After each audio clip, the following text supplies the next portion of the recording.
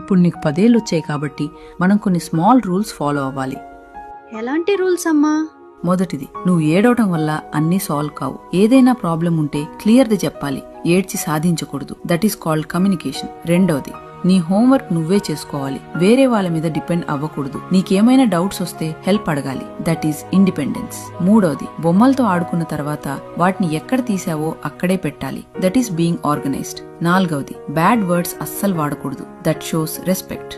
ఐదవది, నువ్వు తప్పు చేసినప్పుడు మనస్ఫూర్తిగా క్షమాపణ చెప్పాలి. That is responsibility.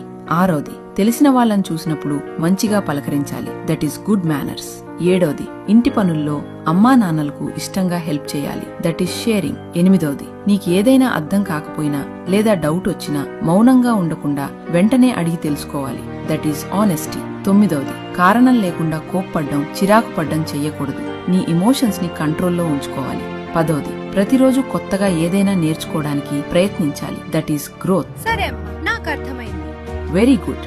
ఇవాళ ఈ రూల్స్ స్ట్రిక్ట్ గా అనిపించొచ్చు, కానీ రేపు మీ పిల్లల భవిష్యత్తుకు ఇవి చాలా అవసరం. బాల్యంలో నేర్పే క్రమశిక్షణే జీవితంలో బలంగా మారుతుంది. ఈ చిన్న పాఠాలు గొప్ప జీవితాలను తీర్చిదిద్దగలవు. ఈ మెసేజ్ ని పిల్లలను పెంచుతున్న తల్లిదండ్రులకు షేర్ చేయండి. నెక్స్ట్ ఏ టాపిక్ మీద వీడియో కావాలో కామెంట్ చేయండి.